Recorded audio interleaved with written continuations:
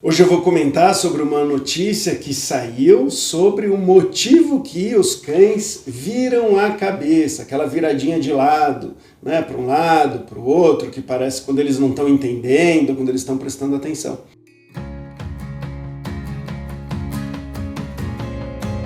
Bom, saiu mais um estudo e dessa vez a explicação está ligada ao reconhecimento da palavra. Então, se tem palavras que eles entendem, que eles conhecem, e principalmente os cachorros que foram capazes de aprender palavras, eles acabam virando a cabeça.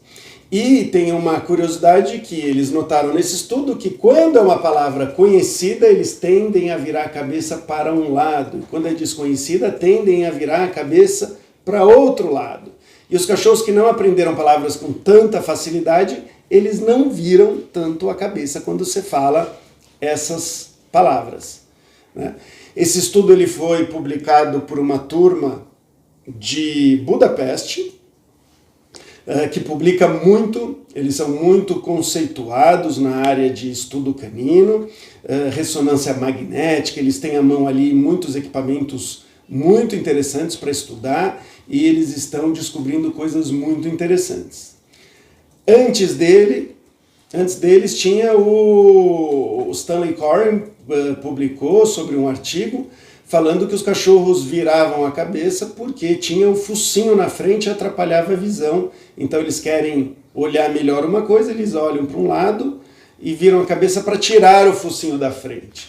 As evidências, que também tiveram evidências aí nesse estudo, foi que cachorros com focinhos mais compridos tendiam a fazer mais esse comportamento de virar a cabeça. Na minha opinião, tenho mais uma hipótese que poderia ser verificada, se é que ainda não foi, eu não encontrei nunca nada falando sobre isso, sobre esse comportamento nos cães, a não ser esses dois estudos, é para identificar a origem do som. Então, o que acontece? Quando você tem os dois ouvidos, né, as duas orelhas na horizontal, você consegue saber se um objeto está à direita ou à esquerda, o objeto que está fazendo barulho, o animal, a pessoa. Se chega o som antes e mais forte no ouvido que está mais perto. Então, se vem da direita, o som vai chegar mais forte e mais rápido no ouvido da direita, e depois na esquerda, então você sabe que o que está vindo é da direita e o ao contrário da esquerda. Só que você pode ter uma dificuldade maior em saber se o objeto está para cima ou para baixo, na mesma linha, né? Então, se estiver bem na frente de você, vai chegar o som nos dois ouvidos na mesma hora e da mesma altura, da mesma força. Então, o que acontece? Se esse objeto, esse animal, esse rato, por exemplo, para um cachorro estiver se deslocando na vertical, bem na frente, ele não vai ter tanta informação quanto se o rato estivesse mais para a direita ou para a esquerda. Então, quando ele vira a cabeça, ele cria esse efeito. Se o rato estiver mais para cima, nessa linha vertical, vai chegar antes no ouvido direito do que no esquerdo. Então, através dessa virada de cabeça, ele poderia fazer como se fosse quase que uma batalha naval, né? Ele faz uma linha numa direção e a outra linha noutra direção, e onde essas linhas se cruzam é onde o animal está. Que pode ser muito útil para um animal que caça, que vai encontrar, por exemplo, um ratinho. Ratinhos normalmente fazem barulhos mais agudos. Na minha experiência, barulhos mais agudos atiçam mais eles a virarem a cabeça. Quando eles querem mais informação, porque está baixinho o som, eles também querem virar mais a cabeça. E quando é uma coisa que faz sentido para eles, que vai mudar alguma coisa na vida deles, por exemplo, para os cachorros que aprenderam determinadas palavras, essas palavras acabam sendo um estímulo para ele buscar um objeto, para ganhar uma recompensa, por exemplo, eles vão virar mais. Então, essa é a minha hipótese, adoraria que alguém testasse, e eu acho que ela não invalida, mas ela corrobora para as outras explicações descobertas pelo Miklos e sua turma, e também divulgadas aí pelo Stanley Coren. Bom, espero que vocês tenham gostado aí da minha reflexão sobre o assunto. De qualquer jeito é uma graça ver os cachorrinhos fazendo isso. Se fizer um barulho diferente, mais agudo, e na minha experiência você conseguir fazer dois barulhos agudos numa linha reta, se o cachorro está de pé, a tendência dele virar a cabeça é gigantesca, porque eu testei já isso. Você vai ver esse esquema. E se você quiser saber mais e participar aqui dessa nossa discussão, fica com a gente, que tem toda aqui a nossa conversa, antes da gente chegar nessa conclusão, e deixa o seu comentário, comenta aqui, fala o que você achou, e de repente você tem uma outra hipótese. Lembrando que ciência não tem problema nenhum você discordar, você criticar, não é um dogma, não é uma religião, e a gente sempre está aprendendo e mudando a nossa opinião baseado nos fatos e nas explicações, sempre que possível devem ser embasadas aí em evidências, em fatos, em testes, se possível. É isso aí. Então, a ciência não sabe direito e vem estudando por que isso acontece. E aí quem trouxe essa notícia foi a Samantha. Isso, eu que encontrei. Sim, foi você que mandou pra gente. Eu que encontrei, e a Samantha leu, deu uma estudada e conta pra gente aí. A ideia, eles queriam saber se a inclinação da cabeça estaria relacionada com o cachorro estar prestando atenção, né? E se, por que tem cachorros que fazem mais e cachorros que fazem menos. Eles pegaram 40 cachorros e começaram a ensinar nomes de objetos e depois começaram a testar para ver se eles tinham aprendido e para ver se eles inclinavam. E aí a conclusão foi que os cães que aprenderam nomes dos objetos, eles inclinavam a cabeça com mais frequência.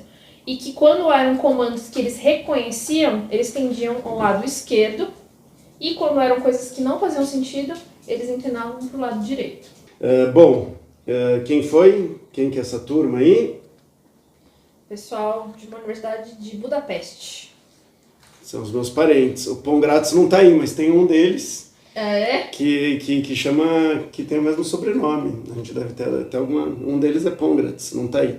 Mas o Michelozzi está aí. Sim. A Cláudia Fugazza, que é da Itália, mas desenvolve trabalho com eles. E quem são os outros? Andrea Somesi. Tá. Akos Pogani, Andrea Temese e Shane Dror.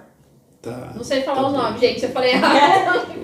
Eu conheço uma boa parte deles e eles fazem trabalhos de ponta mesmo, né? Eles estão se destacando no mundo acadêmico por ser uma máquina de publicação e com pouco dinheiro, né? A Hungria, ao contrário da Inglaterra, não tem a economia da Inglaterra e eles publicam muito em revistas muito conceituadas como a Ask Animal Cognition. Isso. Inclusive é onde eu publiquei aquele Dog at the Keyboard. Eu publiquei nessa revista porque era a revista na época mais bacanuda, né? Então o que acontece? Quando essa braba aqui, né?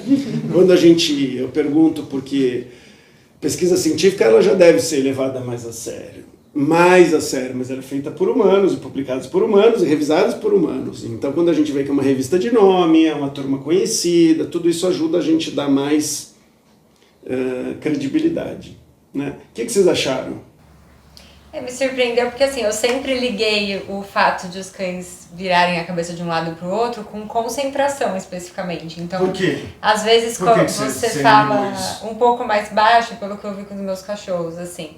Você fala um pouquinho mais baixo, parece que eles tentam prestar atenção, assim. Ou quando coloca algum daqueles sons no celular de cachorro chorando, alguma coisa assim. Eu vejo também que fica, às vezes, ou procurando, ou virando a cabeça também. Tá, interessante. Você? E eu me surpreendi também com a pesquisa, porque eu ligo mais esse comportamento de virar a cabeça, imaginando que tinha alguma coisa a ver com algum estímulo de som, né? Principalmente por essa trend que está rodando aí nas redes sociais, que é como se fosse um barulho de uma pessoa apertando uma bolinha, alguma coisa assim, e aí os cachorros sempre viram bastante a cabeça, assim, e aí quando aperta de novo, assim, faz um som um pouco diferente, vira pro outro lado, então eu achei que tinha um pouco a ver, assim, com esse estímulo sensorial. Aí vira pro outro lado, pode ser porque o barulho da bolinha já ficou conhecido, de repente. Também é considerado barulhos alarmantes também, que entram na categoria. E você falou sobre falar baixinho, eles fizeram de uma forma para tirar o elemento de distância, né? como chama isso, variáveis, né? Então, Sim. eles eliminaram essa variável de estar perto ou não. Tanto fazia se controla se estava perto ou não, os cachorros tiveram os mesmos... Esse comportamento já se fala há muito tempo, porque as pessoas acham bonitinho, engraçadinho, então elas tentam, vamos dizer assim, reproduzir, fazer e tirar foto do cachorro quando ele faz isso que parece uma gracinha. Algumas pessoas também, né, quando vira aquele você não consegue imaginar, mas aqui que é isso? E vira, e a gente também vira a cabeça, né? O interessante são as explicações que elas vão mudando no decorrer do tempo. E vocês acham que uma explicação, só pode ter uma explicação ou pode ter mais de uma explicação correta? Eu acho que uma não anula a outra. Também acho.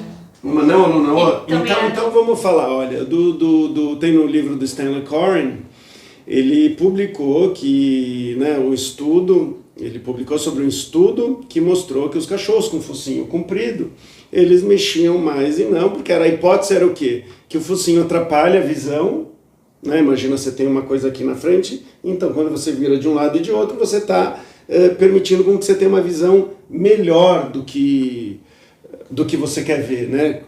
Com os dois olhos, olha um, olha o outro, e o posicionamento. E ele viu que os pugs, os shih tzus, os cachorros com focinho faziam menos, segundo esse estudo. Agora vem um outro estudo que fala que não é isso. Um parece mais uma coisa de etólogo, porque é um comportamento que foi selecionado, já que eles têm focinho, eles vão enxergar dessa melhor maneira, e outro parece uma coisa mais ligada à neurociência, que teria ser a lateralização do cérebro. O que a gente sabe do cérebro? Que determinados pedaços, circuitarias do cérebro, eles vão estar mais em um hemisfério em outro, ou eles destacam um comportamento ou outro. Por exemplo, de pegar, quando você vai dar um passo, ou fechar um registro, ou tudo mais, você tende a usar uma mão. Não é porque ela pega melhor ou não, é porque o seu corpo ele é dividido em duas partes, e dependendo da parte que você vai agir, uma parte pode ser dominante sobre a outra. Então, por exemplo, se sabe que os cachorros, se eu não me engano, os ambidestros que pegam o Kong, que foi o teste com o Kong, para segurar o Kong, tem menos chance de ansiedade de separação. Mas não é porque é mais funcional, mas é porque fala alguma coisa sobre o cérebro, sobre a domesticação. Então, quando a gente estuda lateralidade, os animais que tem, como que funciona, e inclusive foi assim que eu entrei no mundo acadêmico, estudando a lateralidade de micos-leões do zoológico. Né? A gente treinou mais de 60 mico-leões para abrir caixinhas e para a gente verificar a lateralidade deles. Depois, para fazer força, vocês não sabiam disso, né? O brabo tem nome. Não, foi assim, porque eu já adorava a ciência tudo, mas o professor César Ades, tinha uma aluna, Vânia, e a Vânia estava com dificuldade de treinar os macacos. E aí eles olharam quem que vai poder nos ajudar, aí me chamaram, e aí eu desenvolvi, tanto que tem lá no trabalho dela de lateralidade lá, um agradecimento. Legal. E a gente foi muito tempo para o zoológico lá, fazendo design, tudo, amei, e aí depois eu acabei seguindo a carreira acadêmica por causa disso. Eu tenho sempre as minhas hipóteses, e não tem problema um cientista discordar do outro, porque não é a religião. O que a gente tem você tem uma hipótese, você tem que fazer testes. O Stanley Coren tem os testes e o Miklos e sua turma tem os resultados, então eles estão muito mais embasados do que o que eu vou falar agora. Mas para mim, tem uma coisa que eles não falam que para mim é a mais óbvia do mundo, que é o seguinte: a gente não tem dois olhos de bobeira. A gente tem dois olhos porque aumenta a chance, entre outras coisas, de você ver, dependendo do foco e do cruzamento, você sabe que distância que o objeto está. Se seus olhos cruzam muito, o objeto está muito perto. A gente tem foco, tem outras maneiras tem perspectiva, mas essa é uma maneira. Se você tivesse só um olho e você põe um objeto que você não sabe do tamanho que é aqui na sua frente, você não consegue pegar. Você tem que ter os dois olhos para conseguir fazer isso. 2 ouvidos, um em cada lado da cabeça, mostra pra gente que quando chegar um barulho antes, isso tudo de forma inconsciente, no ouvido direito antes do ouvido esquerdo, o que acontece? Eu sei que o objeto está vindo da direita. Ao contrário, eu sei que está vindo da esquerda. Então, eu uso o tempo todo meus ouvidos e a posição deles para facilitar a identificação da origem do objeto. Né? Então, está aqui direita, está aqui esquerda, eu ouço mais forte nesse e esse antes desse. A gente não percebe, mas a velocidade do som a gente consegue notar essa diferença. O que acontece com esse nosso recurso? Se o objeto estiver para cima ou para baixo, numa linha aqui, aqui ó, está chegando antes no meu direito ou no meu esquerdo, ó. O Bartô está se coçando aqui. Vem cá, Bartô. Aqui, ó. Está chegando antes no direito. Ó, aqui. Está no direito ou no esquerdo? Direito. Está chegando no direito, que minha mão está para a direita. Aqui no esquerdo. Aqui está chegando em qual antes? Não sei.